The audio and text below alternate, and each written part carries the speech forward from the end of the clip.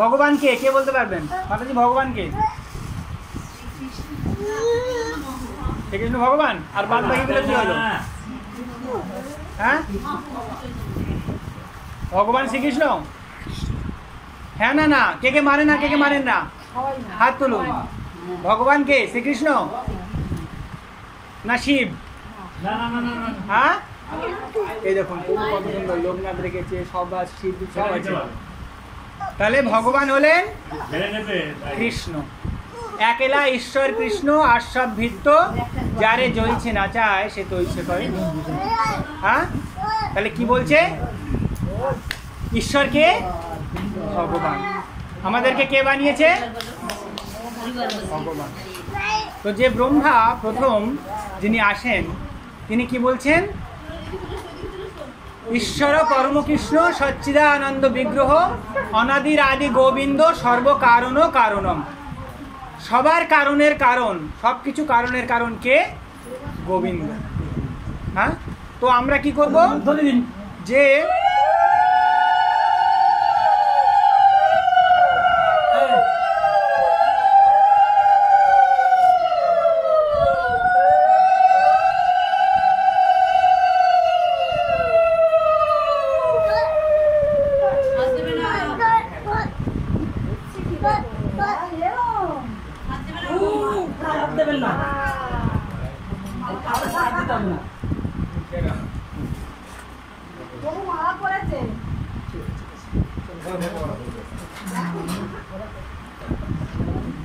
তাহলে আমরা কি করব? কার সেবা করব?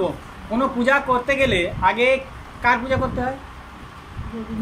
হ্যাঁ, শালগ্রাম পূজা না হলে কোনো পূজা হয়? হ্যাঁ, তাহলে আপনারা সবাই জানেন, জানেন না? তাও প্রত্যেক দিন আমরা অন্য দেবদেবীর পূজা কেন করব? কি কারণ? আমরা যদি ডাইরেক্ট কৃষ্ণের চরণে যেতে পারি, হ্যাঁ, যে সব কিছুর মালিক, যে সব কিছুর ভোক্তা, হ্যাঁ, আমরা তাকে পুজো করব না গাছের পাতায় জল দেবো? কোথায় জল দেবো? গাছের গোড়ায়।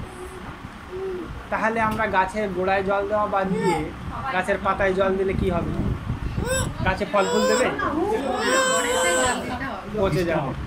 তো এই জন্যে আমরা যদি বলছে যস্মিন তুষ্টে জগৎ তুষ্ট, যিনি সন্তুষ্ট হলে সারা জগৎ সন্তুষ্ট হয়, তিনি কে? এই যে আমরা এত কিছু করছি কার সন্তুষ্টি বিধানের জন্য? বাড়িতে সবাই পূজা করেন তো? করেন না করেন না?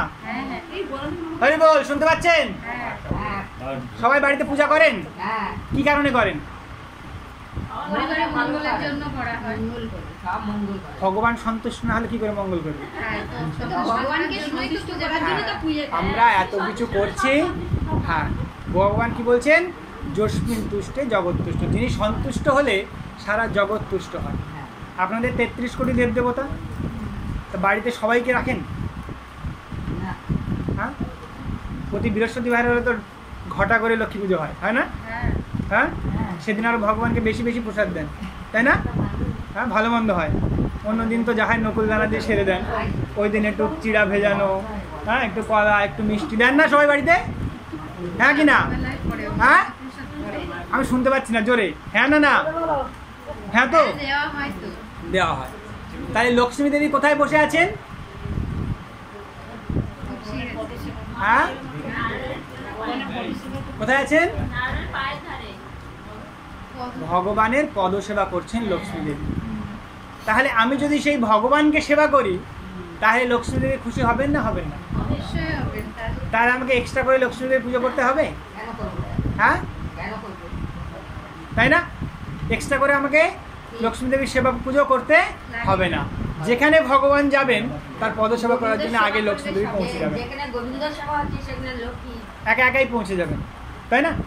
এবং সমস্ত দেব দেবী যেখান থেকে কি পেয়েছেন? শক্তি পেয়েছেন। কার কাছ থেকে? ভগবানের কাছ থেকে। তো আমরা যদি তার সেবা করি তাহলে আমাদের আলাদা করে 33 কোটি দেবদেবতার সেবা করতে হবে না। তাহলে প্রত্যেকে কি করতে হবে? আপনার 33 কোটি দেবদেবতার সেবা করেন, প্রত্যেকের জন্য ঠাকুর ঘরে একটা করে থালা বসাতে হবে। পাবেন 33 কোটি আনতে? বসাবেন কোথায় ঠাকুরটা? তাহলে আমাদের যদি আমরা গোবিন্দ সেবা করি, ভগবানের সেবা করি, তাহলে আমাদের আলাদা করে কারো সেবা করতে হবে না।